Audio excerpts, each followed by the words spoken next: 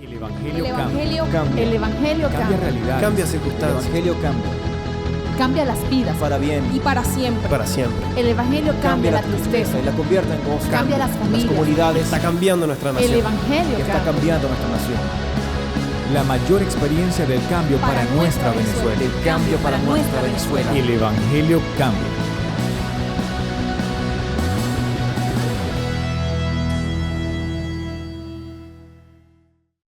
Bien, quiero compartirles antes de hablarles la palabra, quiero leerles, porque tiene que ver un poco lo que la Biblia nos va a enseñar con algo que escribí esta semana.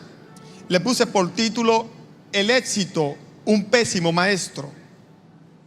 Y escribí esto: está muy bien celebrar los éxitos, pero creo que es mucho más importante prestarle atención a las lecciones que nos dan los fracasos. La mejor enseñanza nos las da nuestro último error. Y es tan buen maestro que si no aprendemos la lección, nos las repite. El éxito en la vida no solo se puede medir por lo que logramos, sino por los obstáculos que superamos producto de nuestra fe en Dios. Poco he aprendido de mis éxitos y logros. Todo lo contrario, con mis errores y fracasos han sido valiosos instrumentos en las manos de Dios, en lecciones que me ayudaron a crecer.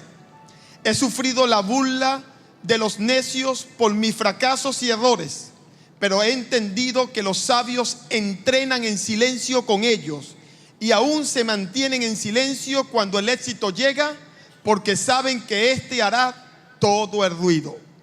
Creo que verdaderamente alguien ha fracasado cuando no ha sido capaz de permitir que Dios convierta sus errores en experiencias y sus derrotas en una oportunidad de comenzar de nuevo y con mayor destreza.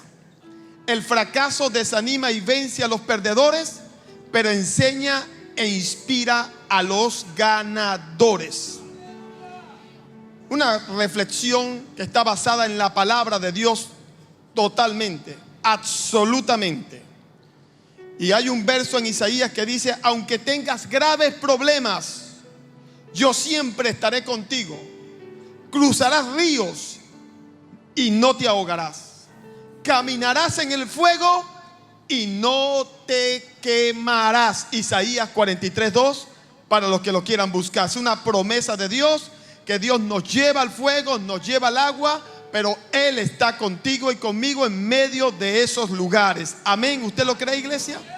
Bien, el título de este mensaje: lo que Dios le dice a los que están secos y perdieron toda esperanza. Es una palabra de Dios, está en su Biblia, para los que están secos y perdieron toda esperanza. Así está ahora el país.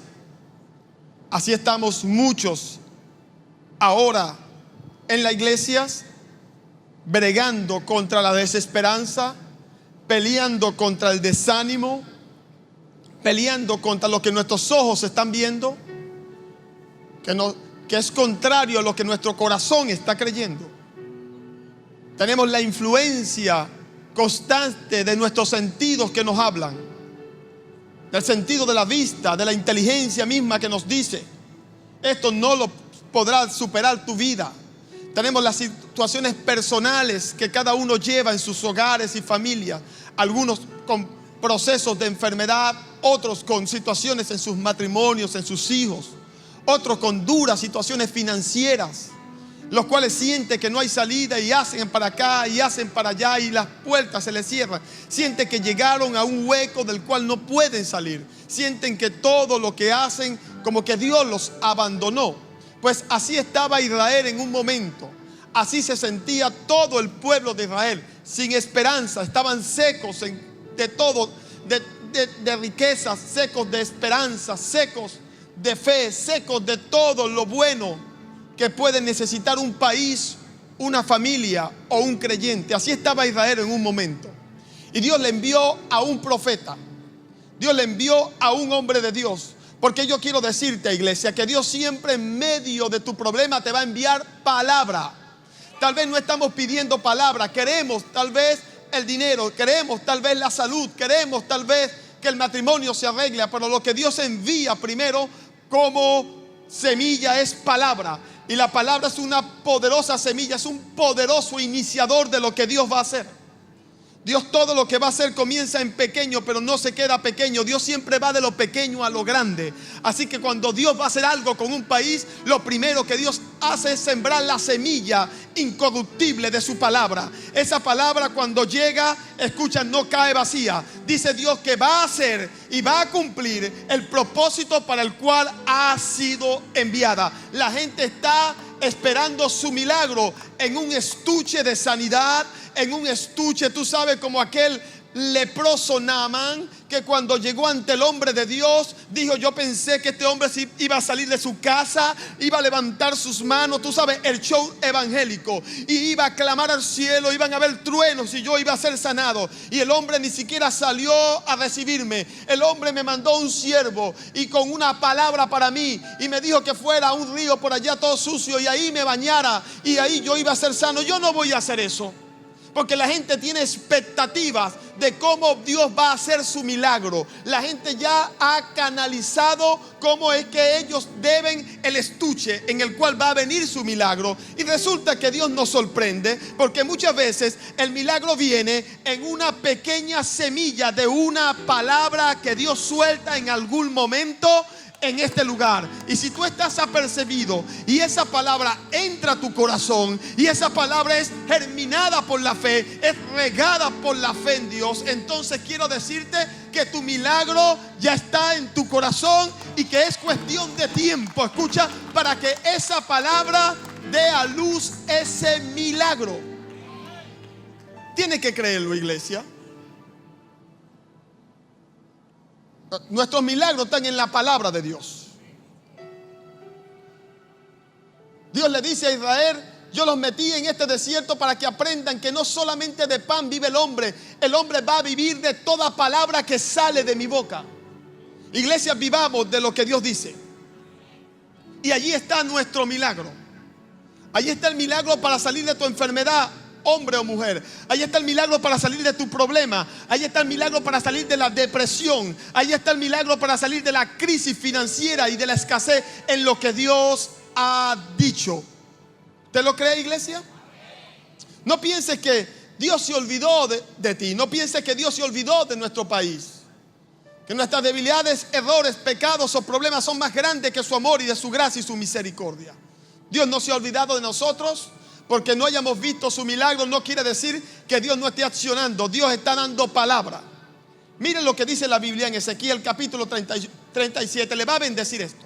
Así que Dios dice en Ezequiel 37. Miren lo que sucede. Verso 1. La mano de Jehová vino sobre mí. Esto es el poder de Dios. Cuando Ezequiel escribió esto, los profetas hablaban de la mano. Era el poder de Dios. Vino el poder de Dios sobre él. Y me llevó en el espíritu de Jehová. Vino el poder de Dios sobre Ezequiel, un profeta de Dios. Y Dios lo lleva en espíritu y lo puso en medio de un valle que estaba lleno de huesos. ¿Está oyendo? Dios lleva al profeta para que vea la condición espiritual en que estaba Israel. La condición en cómo estaban ellos. Dios lo veía a ellos como huesos que estaban secos. Así estaba Israel. Así están muchos en la iglesia. Así están muchos en el país. En desesperanzas, en problemas.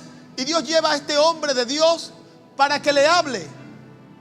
Hoy en día la gente no quiere irle a predicar donde hay huesos secos. Quieren ir a predicar donde hay dinero, donde hay alimentos, donde hay valles llenos de toda provisión, pero ningún predicador quiere ir donde hay huesos secos. Pero esta clase de predicadores, esta clase de hombres de Dios, de mujeres de Dios, de líderes, de capitanes del evangelio cambia. Dios los está poniendo a predicar en lugares donde lo que hay son huesos secos, en lugares donde hay es hambre. Y ahí Dios los está llevando y ahí Dios los está poniendo. ¿Para qué? Para que entonces suelten de su boca el milagro. El milagro está en la palabra de Dios. Cada vez que tú hablas palabra de Dios, tú estás sembrando semillas, que es un poderoso milagro para lo que Dios va a hacer en nuestra nación. Así que Dios lo lleva donde había huesos secos. Usted dirá, pastor, ¿por qué Dios me puso en Venezuela? Dios puso a Ezequiel en ese lugar. Dios te puso allí. ¿Y para qué nos puso allí? Usted va a ver. Y me hizo pasar cerca de ellos. Dios no solamente lo llevó al valle. Dios lo hizo que se acercara cerca de ellos, por todo en derredor. Dios le llevó un tour. Dios hizo lo que Jesús habló en su parábola. Una vez le prediqué a esta iglesia un mensaje titulado El peligro de andar de lejos. La clase de palabra que se predica en esta iglesia, mire, cuando se cae en la familiaridad no se valora. Pero cuando usted no se familiariza con la unción, ni con el hombre de Dios, ni con la palabra siempre te va a bendecir y la vas a valorar. Porque en esa parábola, que es la parábola del buen samaritano, dice Jesús, nuestro Señor, nuestro Maestro, que pasó un sacerdote y vio a este hombre golpeado por ladrones. Y dice la Biblia que viéndolo de lejos siguió. Luego pasó un levita y viéndolo de lejos siguió y se fue a cantar en su iglesia, porque los levitas ministraban la alabanza, ministraban el servicio, eran como diáconos, como servidores en la iglesia. Y el sacerdote hizo lo mismo, se fue a predicar en sus cuatro paredes. Y desde su templo se acordaba de este hombre, me imagino yo, y decía: Señor, bendícelo. Padre, Señor, que no le haya pasado nada. Dios, envía ángeles, cura sus heridas, Señor.